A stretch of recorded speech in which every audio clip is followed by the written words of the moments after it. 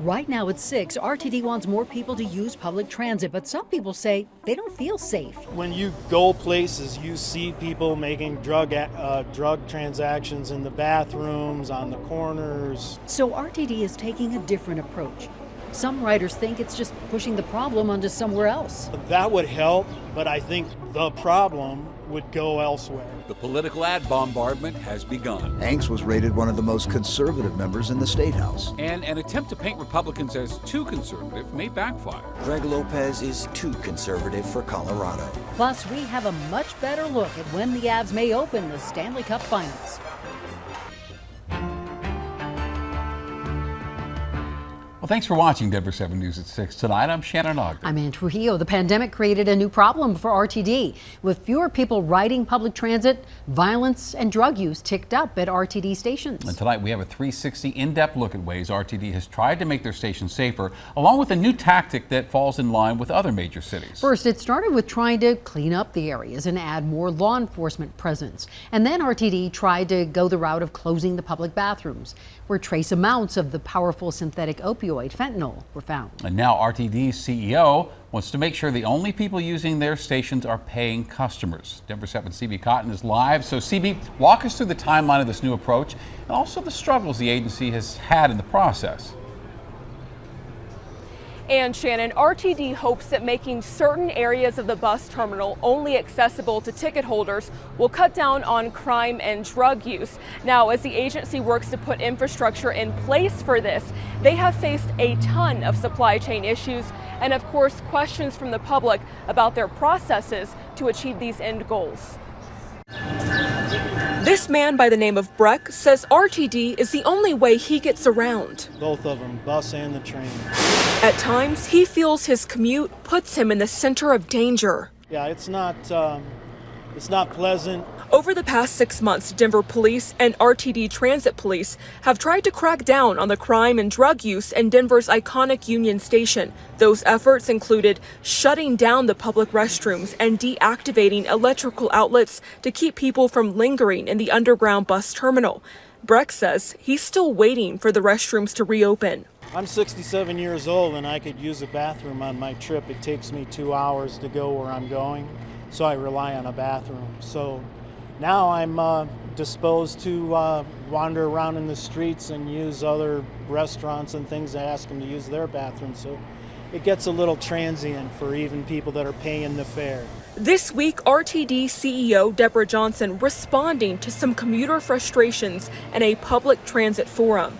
She says she wants the area to be accessible, but that supply chain issues have caused some hiccups. I found out that we've been notified that we should have the doors for the restrooms within 8 weeks. RTD confirming to Denver 7, while the bathrooms were expected to reopen by the end of June, that's been pushed to August. But over the next 12 to 16 months, we will start to see other portions of RTD's bus terminal become closed off, at least to those who haven't paid a fare. Where you actually access the system by using fare media to open up a gate so you gain entry.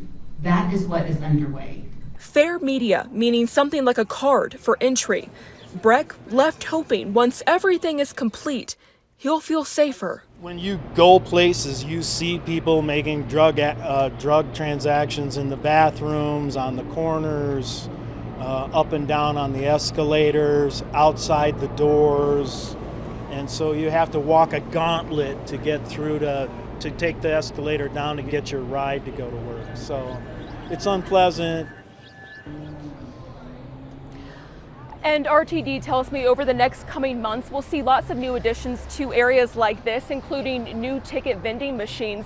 Now, again, lots of new additions coming to this area, and RTD says they plan to keep the public updated as they continue throughout these processes. Reporting live from Union Station this evening, I'm CB Cotton, Denver 7. All right, CB, thanks. And Union Station is RTD's largest transit hub. It's also been RTD's largest problem area for crime and drug use. Let's take a closer look at the data for you. Within the first 6 months of the year, police have made and issued more than 1,200 arrests and citations in the Union Station area. RTD data also shows increased patrols at Union Station are making a difference. There was a high of 2,666 calls for police services in December. By April, though, That number had dropped by 1,000 calls to 1,634. And here's a different take on the issue. Data from other major cities that have fair enforcement systems shows communities of color are being disproportionately targeted. This is data from Transit Center, which works to improve public transit nationwide. In New York City, between October of 2017 and June of 2019, black and brown people accounted for 90% of arrests. In Washington, D.C., between January of 2016 and February of 2018, 91% of fare evasion summons were given to black riders. And in Seattle, a city comparable to Denver, black riders received 22% of citations, despite making up 9% of riders. Now, Transit Center also provided some solutions, and they include having unarmed civilians handle citations. BART, for example, in San Francisco, and Sound Transit in Seattle both do this. They also say there needs to be better education of low-income fare passes. Transit Center also recommends changing penalties for evasion so it doesn't cost hundreds of dollars for a ticket. Well, the city of Boulder is partnering with the National Policing Institute to help them with its Reimagine policing plan. The National Policing Institute is a nonpartisan, nonprofit research and policy organization focused on police reform. Now, the Reimagine policing effort is a 2-year process to update the police department's master plan. This was sparked by community conversation, and an initial draft of the plan will be released this summer. Just a tragic story out of Weld County tonight. An 18-year-old from Texas has been charged. Police say she stabbed and killed her newborn baby.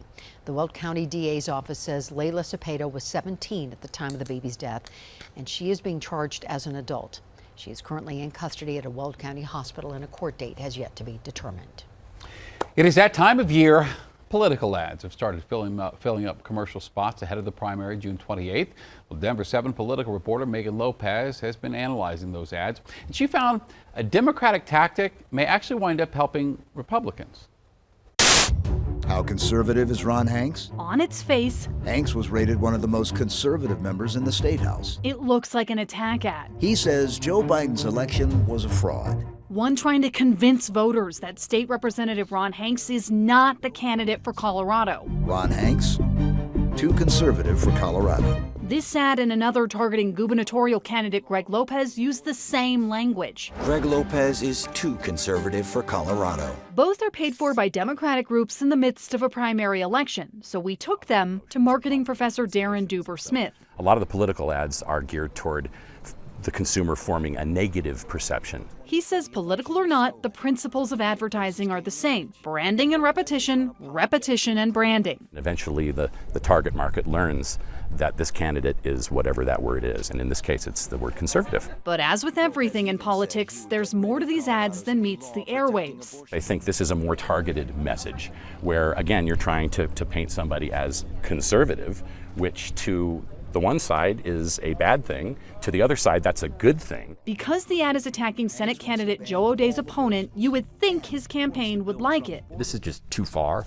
It's dishonest, and it's inauthentic. But strategist Josh Penry wants to make it clear that O'Dea's campaign had nothing to do with them. In fact, they believe these ads were an attempt by Democratic groups to do the opposite of what they say and support Hanks. What this campaign that Schumer and his super PACs are providing for Ron is two things: massive name ID, and basically a sales job that he's a conservative targeted to conservative audiences. They say Democrats are trying to back a candidate they believe they can beat in the general election. So looking back at that Hanks ad, there are conservative buzzwords like ban abortions and increase access to guns. On the Lopez ad, the words oppose gay marriage and unapologetically pro-life appear, things that may actually attract conservative voters. The misdirection in the Democratic ads is they are intended to be positive ads for Ron Hanks. Democratic Colorado is spending $780,000 on the Ron Hanks ads, while the Colorado Information Network is spending another $688,000 on the ads about Greg Lopez. The Colorado GOP called this deceptive dark money interference in elections. But Democratic groups deny these allegations, saying the ads are what they purport to be, a warning that these candidates are too conservative. Back with Darren Duber-Smith. It's risky.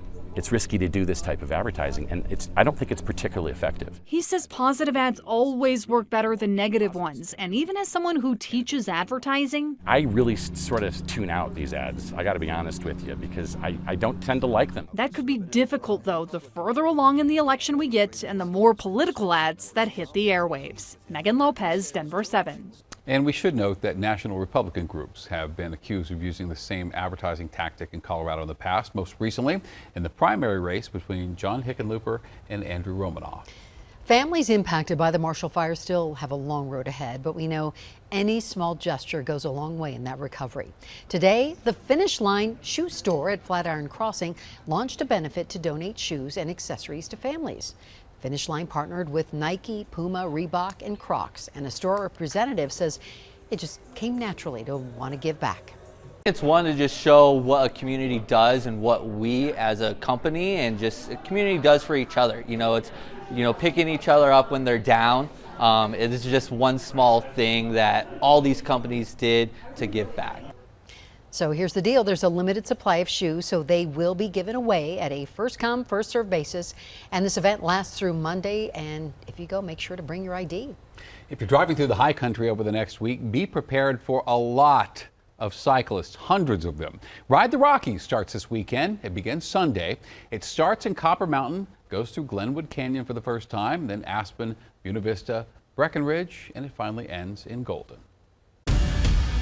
Opioids can lead people down a debilitating path. It was changing my behavior patterns. People saw me as being edgy and whatnot. And now a decades-old therapy that's gaining new traction is giving Coloradans an alternative to the dangerous drugs. As soon as I started using this, within weeks, I was off the opioids. Grand Junction hit 100 today. Could Denver see it tomorrow? Plus, the Avs are busy practicing against themselves. But all eyes will be on tomorrow's Eastern Conference Finals, where we could finally learn who they'll play.